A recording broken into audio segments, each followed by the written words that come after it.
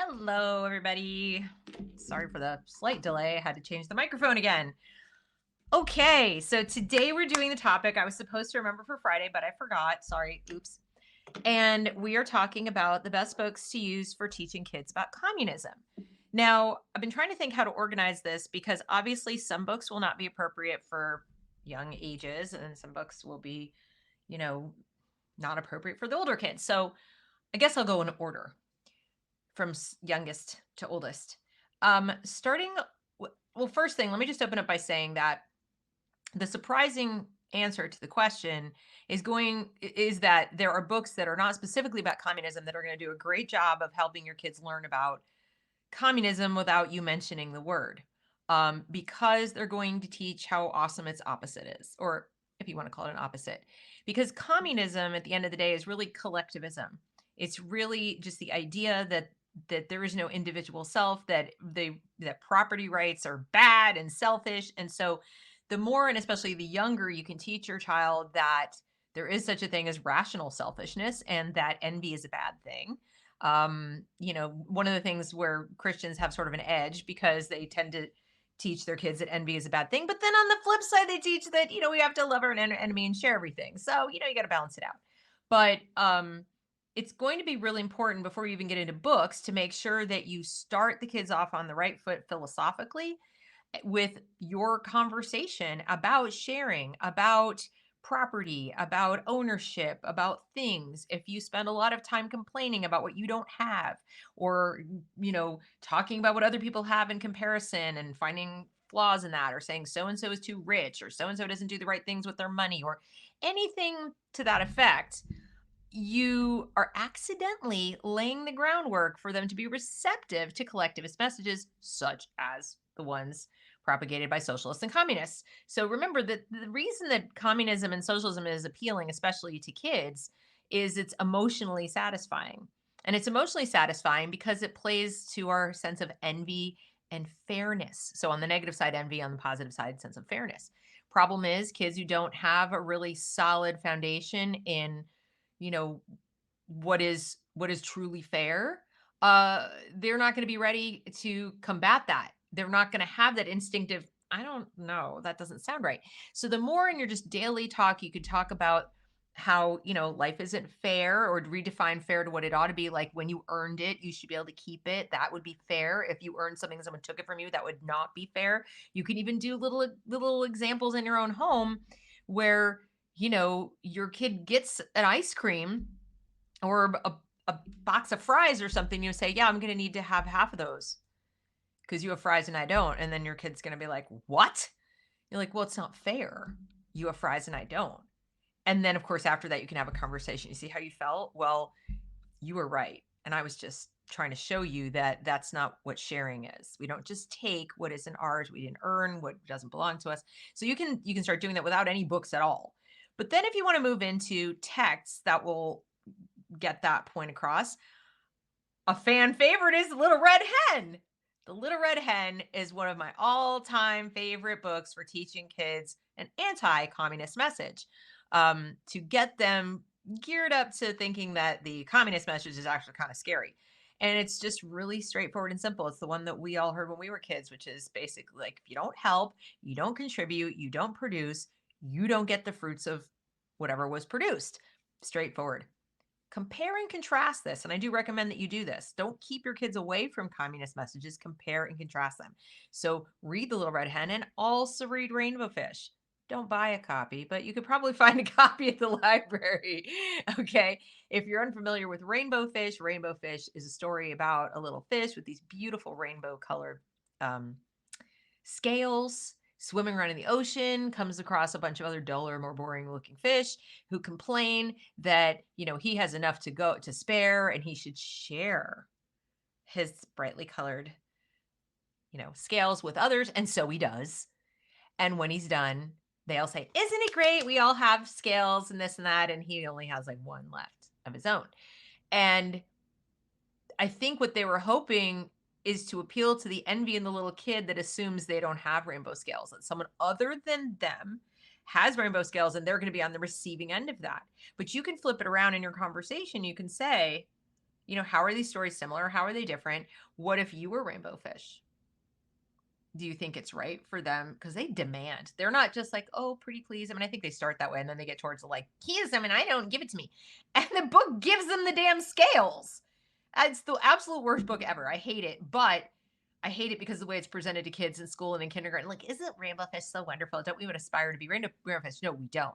And I think if you, the parent, let's say homeschooling parent or even just school parent, want to present these two books and say, what do you see as different?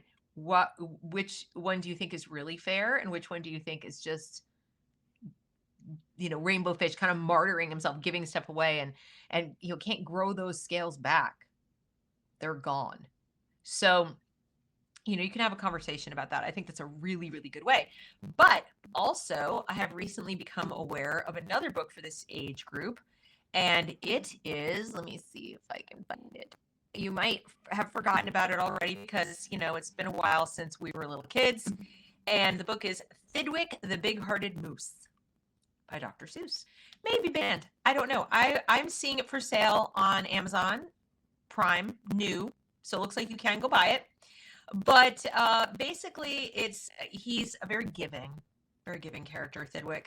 But poor Thidwick's generosity proves the adage that no good deed goes unpunished, and soon everyone from a tiny binglebug to a huge bear is taking advantage of our antlered hero. With Seuss' rhyming text and endearing illustrations, this beloved story about a kind-hearted moose and the bullies that make a home in his horns is an ideal way to introduce children to the valuable concept of self-respect. So you're getting like double lessons here. You're getting some self-respect of like, don't give yourself away for free, but also at what point does being unselfish and giving turn into, you've gone too far and you're not being rationally selfish? And it's, is it really selfish to say no? So the root of all the evils that underpin communism and socialism is this sense that no is mean, that no is bad, that I shouldn't say no to people in need, to each according to his ability, the needs, whatever. That I don't even have memorized because it's such a bad message, but you get the drift.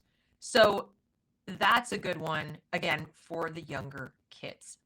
Now, as we get older, probably into, I guess elementary school would be fine, so now we're away from, preschool and early elementary, getting more towards 3rd, 4th, 5th grade, even 6th. Cannot recommend the Tuttle Twins enough. If you're not familiar with the Tuttle Twins, get familiar. And you're probably saying, Deb, you're still not giving us books about communism. I realize that because for this age group, it's tough to find books that are specifically about communism. Okay. I mean, there are a few out there. You can find on Amazon. I found some books. There is a book called, and I was just taking a look at to see if it was appropriate. There is a book called The Truth About Socialism for Smart Kids. It's grades 2 and 3. And it is a beautifully illustrated children's book inspired by Alexander Solzhenitsyn's The Gulag Archipelago and Stephen Hicks' postmodernism. So it is inspired by that, and it's kind of lowered down. So I would recommend that because of the authors who, kind of inspired it. But I would say take a look at it because, you want to make sure it's really appropriate for your particular child. It's aimed, it says, at grade level 2 to 3, 7 to 9 years. That's the thing I found that is most specifically about socialism for kids in that young age range. But I definitely think, as I said before, that one of your best defenses is, is kind of an offense. And, your best offense is defense. I think I got it backwards. Defense. This is defense. And I can speak from personal experience that I was never taught about communism. I was never specifically taught about it. My grandfather, even who had seen it at the tail end of World War II with his interactions with the Russians, and I, having my dad growing up in the Korean War and Vietnam, all that, they never sat me down and said, communism is so evil. But they did make plain that the United States was unique in all the world, and that one of the things that made it unique was the right to own property and all of the Bill of Rights that we have. And so I got a firm foundation in the freedoms, the key freedoms that communism and socialism violate. And property was on that list. It was made clear to me at a young age that I had a right to have to own property, that my parents had a right to own property, that we were not bad people if we didn't just give everything away, and that the people who demanded that we do were actually the ones who were bad. And they never called it communism. They just said, they would ask me questions. Says, well, shouldn't we do things for the poor? You know, as little, like any kid, I would ask questions, and my dad would follow up with, like, what? What do you think we should do? And who is we? And I'd be like, well, the government, you know, whatever little kids think, you know, the president. And they said, well, let's look at that. What is the president supposed to do? And then we have a little mini civics lesson. Is that on the list? Do you see, like, give to the poor? No. And then, of course, there are comments. I think it was Madison specifically who said that charity is not a function of government. So you get a couple of those quotes out. It wasn't heavy lessons. Just, I'd ask a question as a kid about why we don't take care of poor people, or why don't we do more about this, and why doesn't we just give everybody what they need? You know, kids have that kind of sensibility. And then, you know, I get the small lessons. But the Tuttle twins are great because they tell stories, and the stories give you, you know, specific lessons or specific examples of how capitalism operates, and, you know, some of the downsides of things that are more socialistic or, you know, government intervention. So these are great. They're definitely at a reading level that your kids, you know, a decent reader, 3rd grade and above, can read this and come to you with questions. Okay. This one about the pencil factory is one of my favorite because it really helps kids at a young age get in touch with how many people actually do benefit individually and financially from just making a single pencil.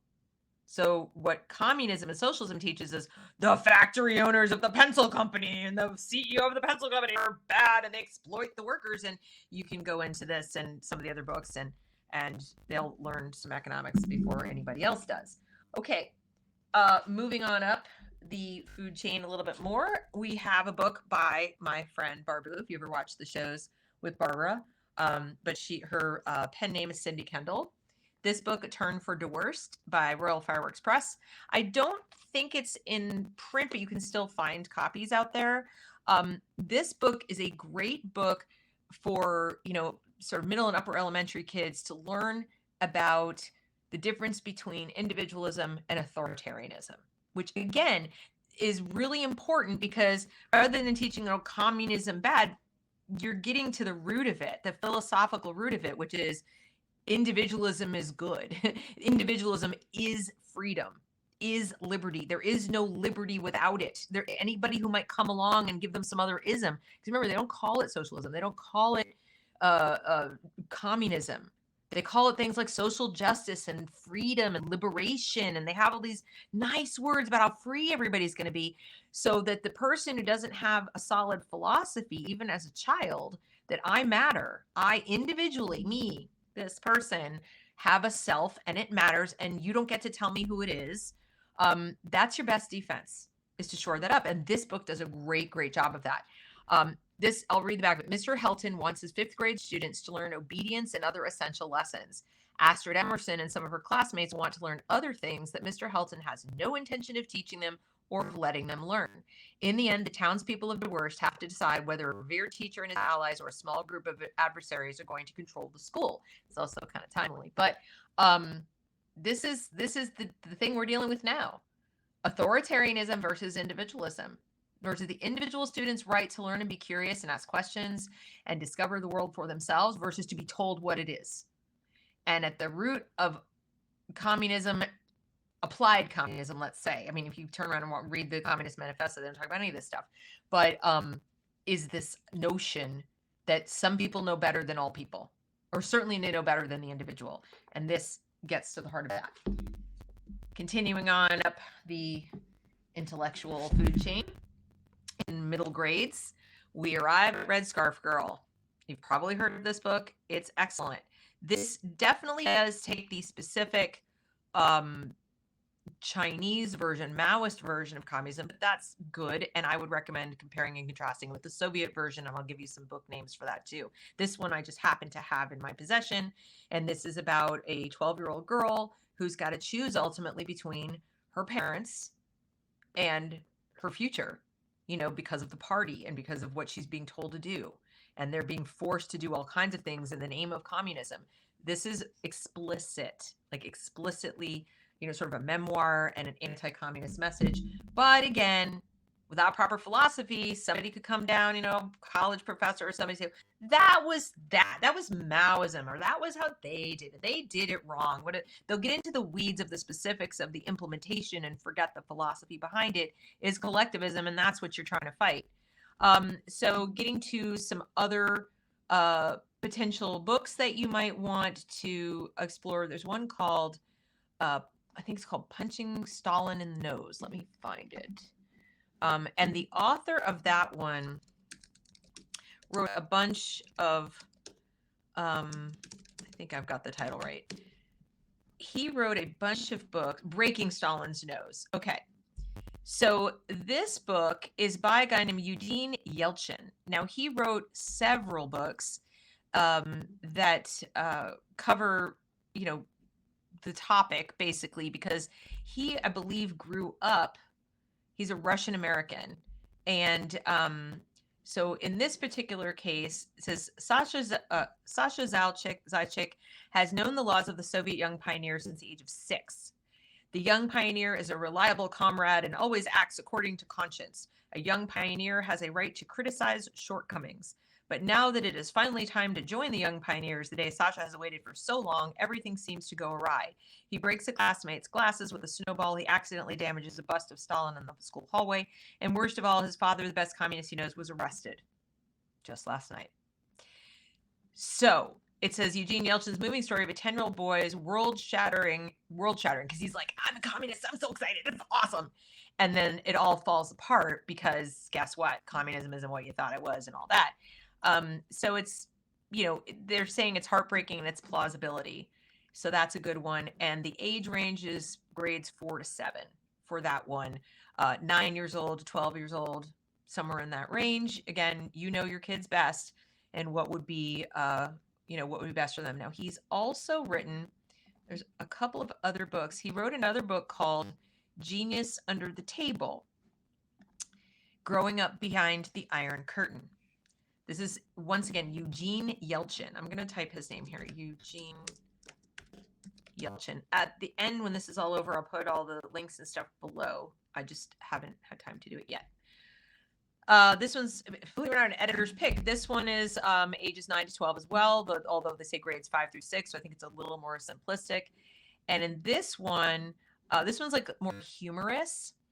It says, drama, family secrets, and a KGB spy in his own kitchen. How will Yevgeny ever fulfill his parents' dreams and he become a national hero when he doesn't even have his own room? He's not a star athlete or a legendary ballet dancer. In the tiny apartment he shares with his Baryshnikov-obsessed mother, poetry-loving father, continually outraged grandmother, and safely talented brother, all Yevgeny has is his little pencil, the underside of a massive table, and the doodles that could change everything. With equal amounts of charm and solemnity, award-winning author and artist Eugene Yelchin recounts in hilarious detail his childhood in Cold War Russia as a young boy desperate to understand his place in his family. So that's a really easily accessible way to explain that one of the darkest things about communism and socialism, when your individualism disappears, is that you have to be of utility to others. You have to, the sudden, you'll be free is you're owned. And so you have to have some kind of talent or ability or whatever, or you're not going to have a place in the society. Similar here. And it's very true even to this day in China, even though China is not as communist as it used to be. The idea that you have to have use, that you need to perform, that you can't just live for your own contentment and your own satisfaction and your own sustenance, is forget about it. You're born sort of owing and having to have a place and having to have a talent and having to have something to offer, or else you're nobody. And you can't make yourself into something, because those are the rules. You're a one cog in the machine. And that's a devastating thing for a kid who doesn't have any particular standout thing that the collective wants or needs. It's not enough to just be you. So this book gets very highly rated as well. So then continuing to move up. So I've given you a few, middle grade books now. These two books I really love. Okay. Um, First, fan favorite, Anthem, Ayn Rand. I would put this in the same category as Animal Farm in 1984. I'm just recommending those exclusively for high school, even though you have middle schoolers who can read it. Because I think some of it's a little more dark. Animal Farm maybe middle school, but 1984 gets kind of dark. Not that this doesn't get dark too, but this is a little more hopeful in the end, or it has more of a heroic message. The reading is about on par in terms of level of difficulty. Might be like a little harder, but the reason it's hard will give you a lesson. It's hard because there is no first person singular pronoun in this book. Everybody is a we or a they. Timely, isn't it?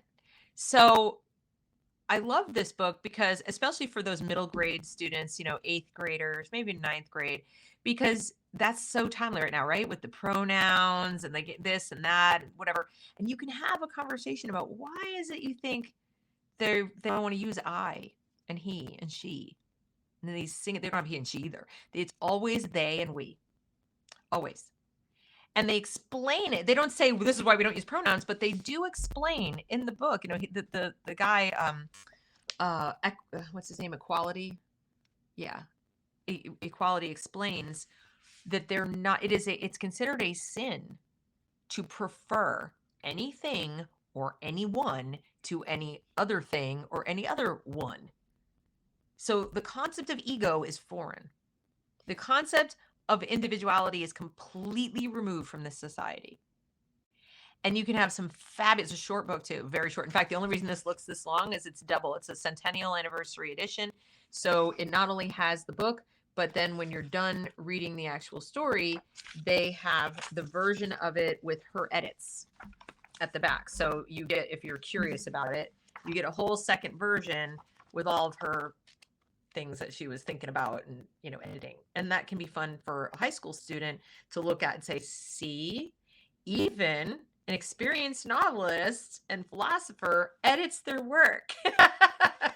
Which, believe it or not, is a valuable lesson. A lot of kids, when they're writing, assume that writers just sit down and write it and turn it in. They think they're the only one that makes mistakes, and that inhibits their writing.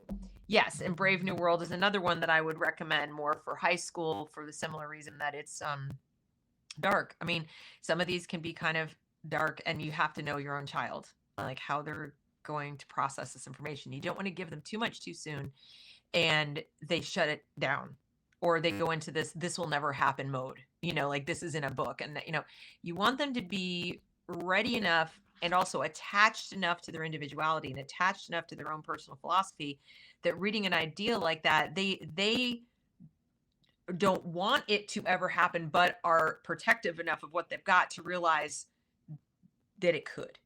Okay.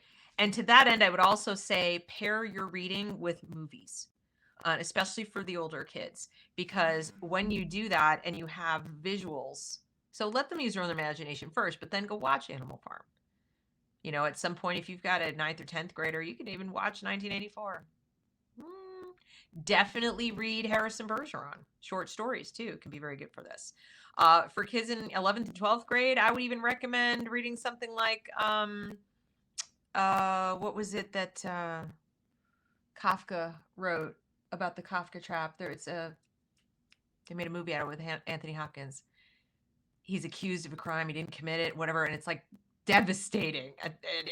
But it does such a good job of explaining the Kafka trap in this film. So, you can also drive these points home with film. But I love Anthem because it really forces a kid to like come face to face with what the world would be like if you were not allowed to choose your own job, if you were not allowed to choose your own mate, if you were not allowed to choose where to live, because the collective mattered more. And if you've been doing the Little Red Hen and all the things all the way along and the Tuttle Twins, whatever, and you get around to this book, kid's going to read this and be like, 10 pages in and go, oh, hell no. Right? They're already going to be like, it's the ones I've tutored kids who've read this book and they've not had any of that. And trying to have a conversation with them about this, they get it. But it's like, when you ask them questions about why do you think that's a sin? Why do you think they consider that a sin to prefer somebody over another person? They have no idea. I don't know. And it's like pulling teeth to get them to tune in to the concept of individual liberty, which is so sad to me. Like nothing breaks my heart more than to come across a kid who's like in ninth or 10th grade and they just, it's all brand new. And even, once you get them there, they're still like, yeah, but, maybe. No, maybe. So this one. You might also pair it with We the Living, which is sort of autobiographical on her part and talks about her own life as a young girl. I mean, she doesn't say it's her life, but we know from reading that it's autobiographical about what happened to relatives of hers when they just came along and appropriated their store. I think it was a pharmacy, I think, and just said, that we now own this and it's not yours anymore and so forth. And just the frustration that she felt. And that's a great one, again, for older kids. This one is a book, again, pretty advanced eighth grader, but definitely high school, Between Shades of Gray. This is Ruta Sepetys. A knock comes to the door in the dead of night, and Lena's life changes in an instant. With her young brother and mother, she is hauled away by the Soviet secret police from her home in Lithuania and thrown into a cattle car en route to Siberia. Separated from her father, Lena secretly passes along clues in the form of drawings, hoping they will reach his prison camp. But will her letters or her courage be enough to reunite her family? Will they be enough to keep her alive? So now you just have a story kind of similar to Alexander Solzhenitsyn talking about, what went on in Gulag Archipelago. But this one's like a story of a girl's life and, just suddenly getting sent to Siberia because somebody obviously committed some crime against the Soviets. And there is a motion picture, Ashes in the Snow. I don't know if did I miss it? Has it been released? Because this book came out. I haven't heard of that movie. This book came out when did this book come out? Sorry. 2011. So I'm thinking that the movie must be out and I just missed it. Yeah, I think it is. It's a World War II drama film and based on a best-selling novel. This movie came out in 2018. I just completely missed it. Can't imagine why. They probably weren't doing a lot of marketing because they don't want us to go see movies that are anti-Soviet. And then, of course, as I said, we have 1984 and we have Animal Farm. Those are great. I will add a few to the list. Again, you're more advanced high school student. And they're not about communism, but they are about what can happen to societies, when things go that way, where the individual kind of doesn't matter. One of them is A Clockwork Orange. And you might think, why, Dad? Why A Clockwork Orange? Well, if you're familiar with the story, you've got these teenagers that do horrific things. They go on these like wildings. They have their own language. They're abusive to people. They're just criminals breaking into people's homes. And I remember when I read it in high school for a class called The Bad Seed, and it was about evil in literature, dark in literature. And I remember, just thinking of it as, wow, this is evil, and these people are evil, and they just have like dark hearts. Like, how could people be like this? But now living today and seeing what's happening in the streets of New York, seeing what's happening where people are just knocking people over the head and taking their stuff, where people are breaking into homes and torturing people, where people are just in broad daylight attacking the elderly, making spectacles of them, running them over. I mean, people are doing pretty awful things and they're not really getting punished for it. And so they're getting emboldened. And there was just a video yesterday of some kids going into a Wawa in Philadelphia and trashing the place, just completely trashing the place. And the most striking thing about the video wasn't the looting. We've seen so much of that in the last 4 years, 5 years. We're like, oh, they're looting a store. It was the girl, probably 17, 18-year-old girl standing in front of the deli going, you make my sandwich or what? Like, she'd ordered a sandwich. The whole place is getting ransacked by like 100 different people.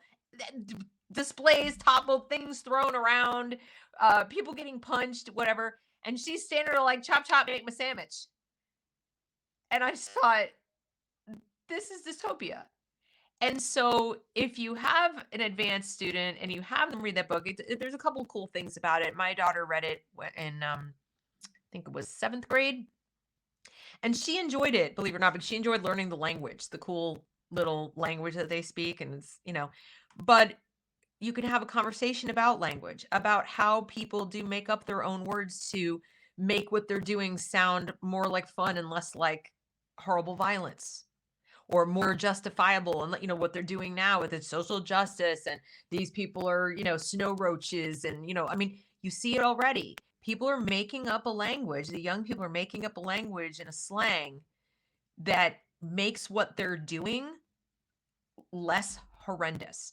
So they don't talk about, hey, let's go out and beat up an old guy. They might use some other term, just like they did in that book. So you can have some interesting conversations about what happens when people lose sight of individual rights and the dignity of each individual life.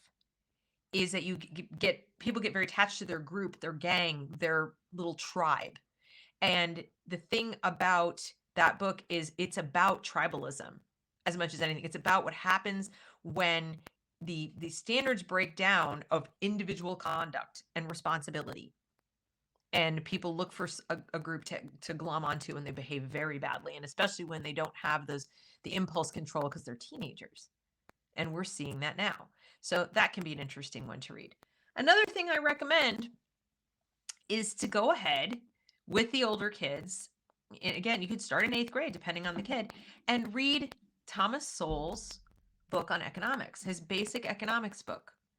Because, again, give the child a grounding, a foundation in economics, how things actually work. See, one of the downsides of communism and the Communist Manifesto is it doesn't give a plan. It doesn't even talk about the economic system as such.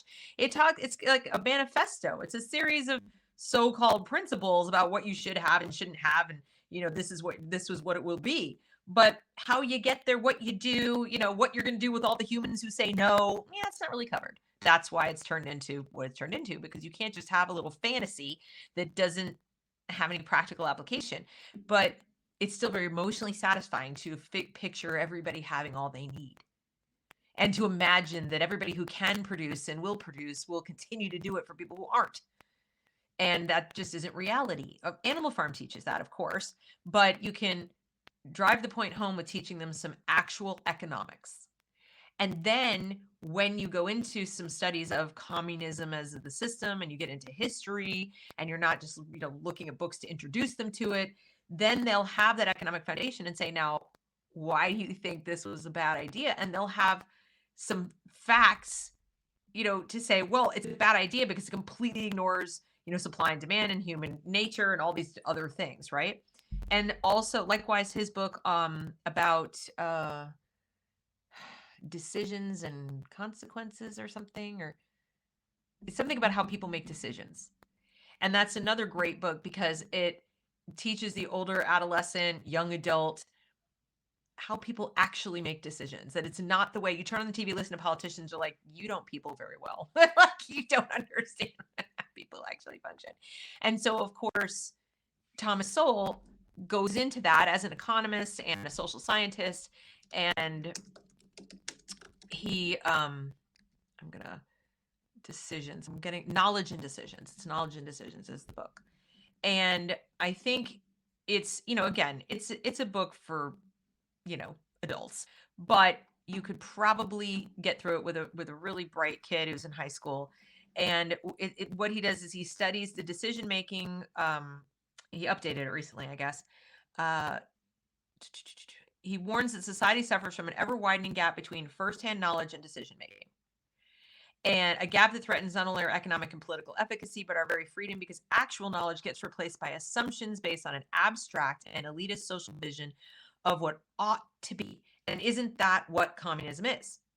In my fantasy world, everybody has what they need, and everybody who has gives to the people who don't, and you're sitting there going, you first, but they never do that.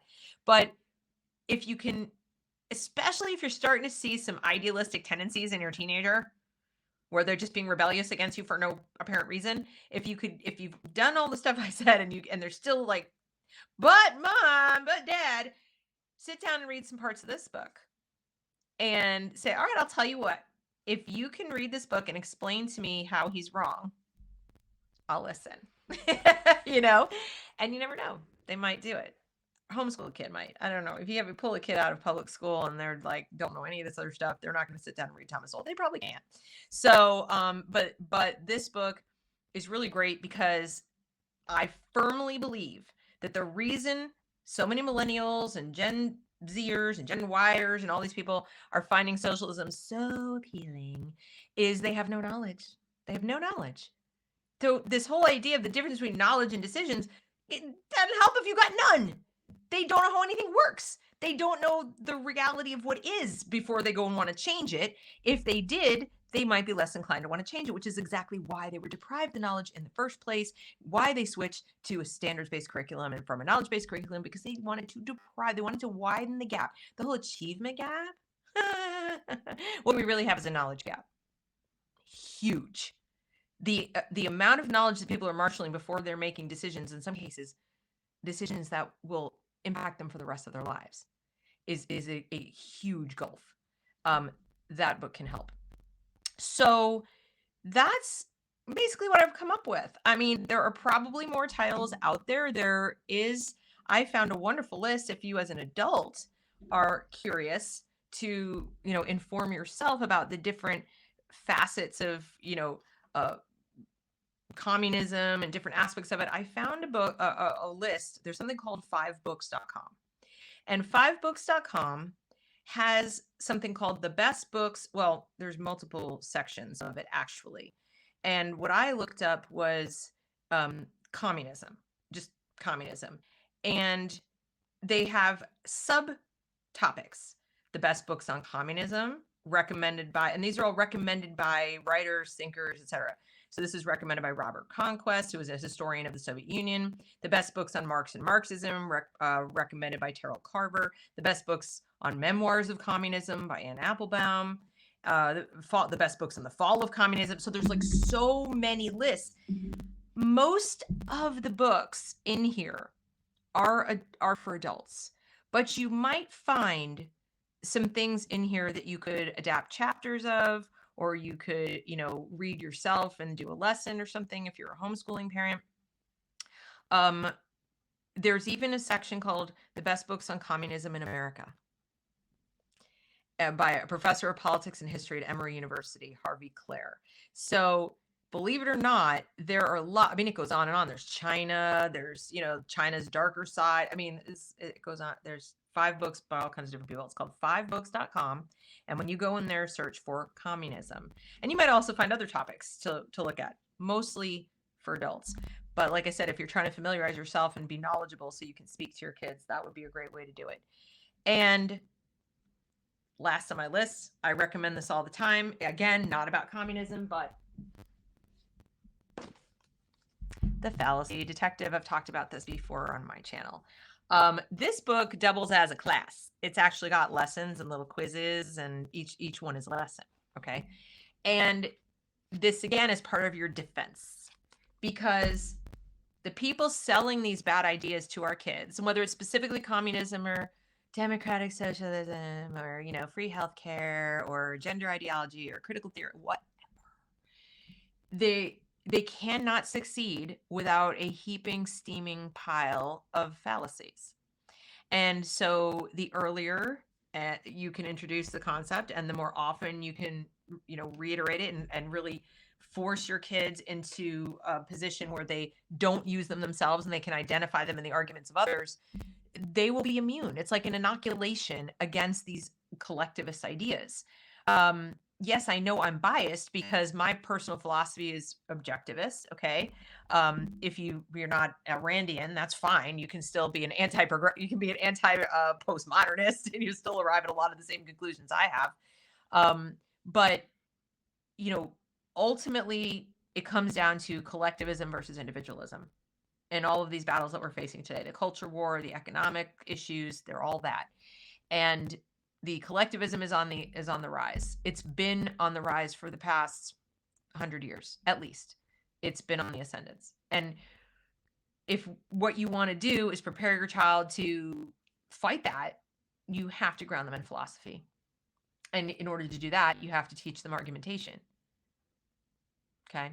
So you just kind of have to. You can't just read a bunch of picture books or a bunch of stories about how awful communism is. You can't even watch movies about how terrible Nazism is, whatever, because the human being desperately wants to compartmentalize that and box that over here as that was then and this is now.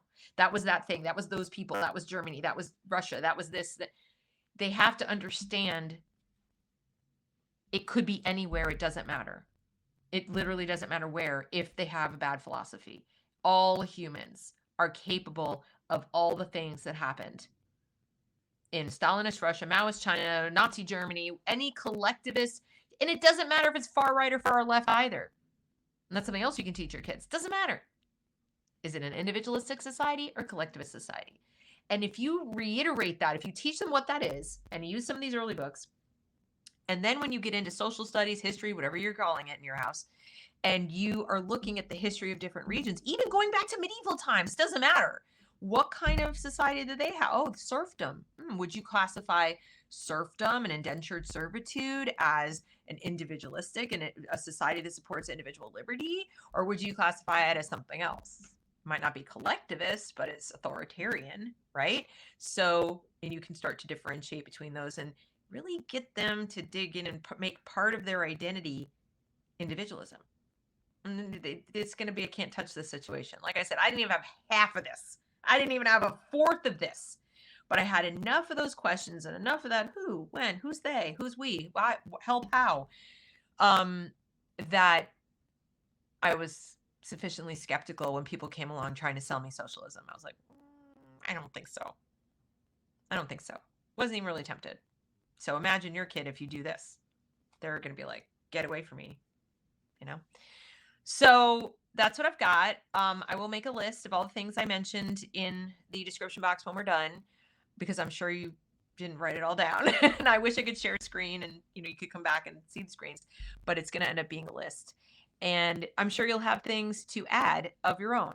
But like I said, give your kid a solid foundation, and the rest will be a lot easier. You'll start to find more and more books, more and more movies, more and more lessons that essentially teach the horrors of communism and socialism without teaching the horrors and stuff of socialism, without relying on the gore and the murder and the dead bodies. And I'm not saying don't teach them that. I'm just saying it's not necessary to start there or to hang out there for too terribly long.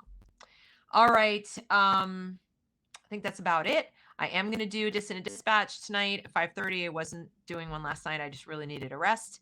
And I don't have anybody that I'm interviewing this week. No interviews.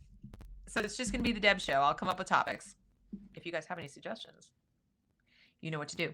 All right. See you next time.